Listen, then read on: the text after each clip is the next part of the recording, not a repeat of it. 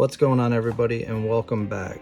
So in this video we are going to go through, hopefully, how to fix the Neptune system's EB832 bar. So basically what is happening with my EB8 is these indicator lights will show that they are on, which is basically indicating your 8 outlets up here. They're showing that they'll be on, but none of the outlets are actually triggering on and off. So it'll basically say like outlet 1 is on, but it really isn't. There's no power going to any of these outlets. Now this bar is unplugged, so if you're going to do this, obviously the first step is to unplug it. You are working with electronics, so I wouldn't recommend leaving it plugged in. So what I looked and researched was a lot of the culprit on this type of issue is this, basically I think it's like what steps down the DC current. So from what I've been reading is a lot of times these resistors, or whatever they are, capacitors, resistors, will actually expand or blow. So the plan is to open this up, basically replace the one that's inside the bar with the one that I bought basically on Amazon for like $6 or $7, which is kind of crazy to me that if this actually does fix that, the power bar issue is a $8 issue. So that's pretty crazy. So I've already opened this, obviously, to kind of speed this along. It's just 3 screws on the back right here. You take those out. Once you open the top up,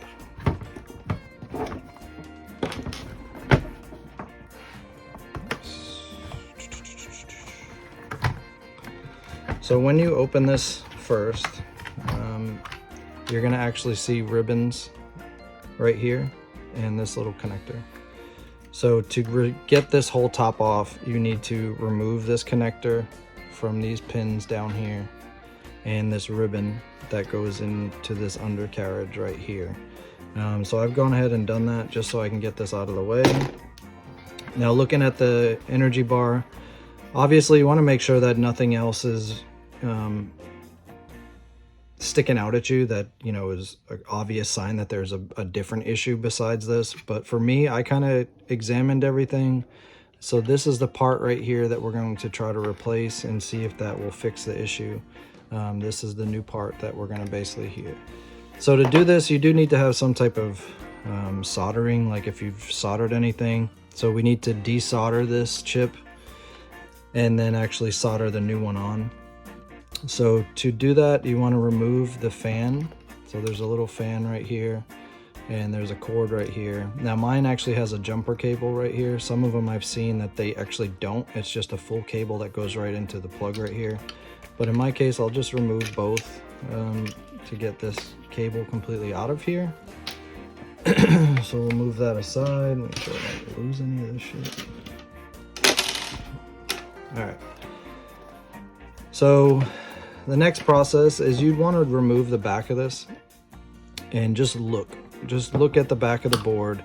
Make sure that it's not something else that's on here. So you can look at all these chips. I've seen some that have like burn marks around the chips. That would probably be a different fix. So if you see that, you probably don't want to do what I'm doing. Anyway, so let's get the soldering iron heated up, and if you can see, it's kind of hard to see, but under here there's 4 pins. There's 2 on this side and 2 on the other side. Now the new chip doesn't come with those pins. You can see that they don't come with those pins. So they're gonna go in these little spots right here and up here. So hopefully I can get this off without moving those chips, put a little bit of solder, put the new chip on, and see if that works. So let's go ahead and do that.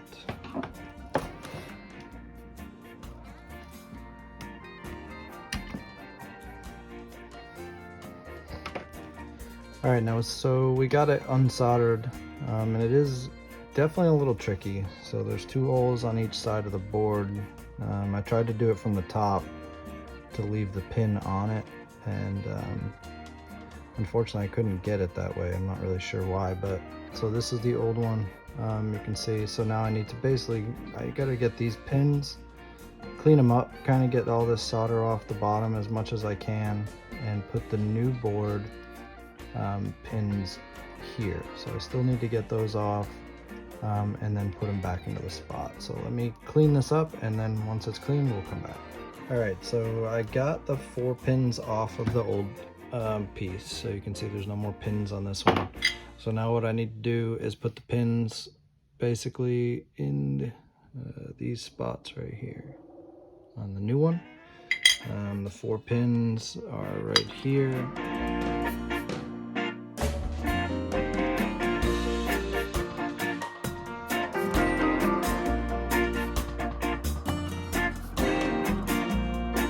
So that's pretty much it for soldering onto this chip.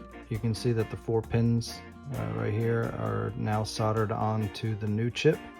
So the next step is actually getting these pins through the board, which might take a little bit of cleaning for the board because of the pins that have to go through where the board is. So, all right, so I finally get the chip through the little holes right here. It definitely took a little bit of work. I actually ended up using a razor blade to kind of just bore some of the holes out a little bit, just to get the chip through enough. So the 2 pins are down here, the 2 pins are up here. Now it's going to try to drip some solder onto those connections and see if we can get this thing running.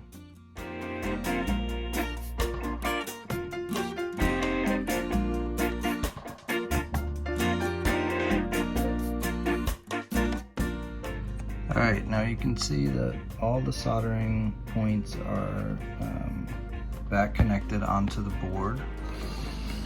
The part is right here. So as you can see, it goes through. I might put a little piece of solder just on the top of this one to make sure that it's all in there. So, but other than that, this board is now attached to the main board. So let's go take this thing downstairs to the apex and see if we can plug it in and see if it makes a change. All right, so I got kind of the board all in there, and right here there is a red light. So on my last chip, on the old chip, the light would not come on. So that was kind of one of my, there's a little light down there. You can see right down there. On the old chip, that light never came on when I plugged it in. So that was kind of my starting point, that everything that I read said, you know, is this light on? Is the fan working when you plug it in? Now, the biggest thing is I have read that fixing this part and plugging the fan in, some people say that the fan is on all the time. Some people say as long as that light is on, then the chip is working. Now, I don't really know. But for right now, I'm gonna plug this thing in. So let me plug this in. And for right now, before I hook it up to the apex, all right, now you can see that light is now on. In my old chip, that light was never on.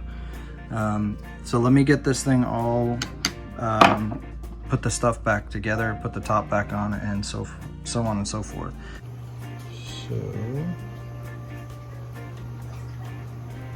So as you can see here, because the energy bar, I deleted it from the apex, I'm just gonna drag these down, and we're gonna test the outlets to see if the outlets work. So there are the 8 outlets that we're gonna add. And let's just tap to get out of this. So here's the 8 outlets. So let's see.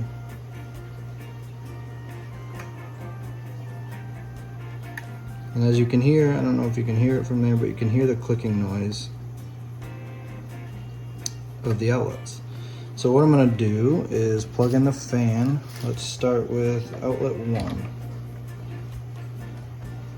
And unfortunately the fan is the only thing I got to kind of control it.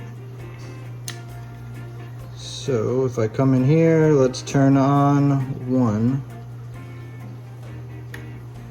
And it just clicked on. Make sure the fan is actually on. And you can see the fan's running. So it looks like it has worked. I'm going to check all the outlets. So if I click this off, it now shuts the fan off. So this is what I wasn't getting before. I was not able to toggle the switches on and off. So that's the first outlet.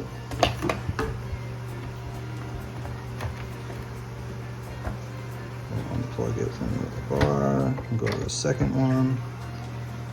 And it's still spinning. So basically I'm just going to come to the ones that say on. So let's go to the third one, on, fourth one, on, fifth one, on, 6, on, and 7 and 8 should be off, and I'll toggle those on. So that's in number 7, so we'll come to 7 and on. And we'll come into 8. And we will toggle that on. So there it is. And that's gonna be it for this video. I just wanted to put this out there because a lot of people use the Energy Bar 832s, and if your indicator lights are on, but you cannot, when you toggle the indicator light or when you toggle the Energy Bar infusion, the outlets are doing nothing, then most likely this could be the culprit and could be the issue with your Energy Bar. And for $3 to $7, depending on if you get it on eBay or Amazon, it's worth a shot to try to fix it. You can always contact Neptune and they'll help you out with a replacement, but they're gonna charge you. So, and it's not gonna be $3 to $7, I'll tell you that right now. And these things go new for about 279 bucks. So for that little cost to try to repair it, if everything goes wrong, you lost out on like $5. So anyways, if you like this video, give it a thumbs up, and I will be sure to put out a video here soon on the new 150-gallon tank that's behind me. I'm still kind of working on that video of when I switched it from the 100-gallon over to that one, but that video will be coming out shortly. So make sure to like, comment, subscribe, and happy reefing. Cheers.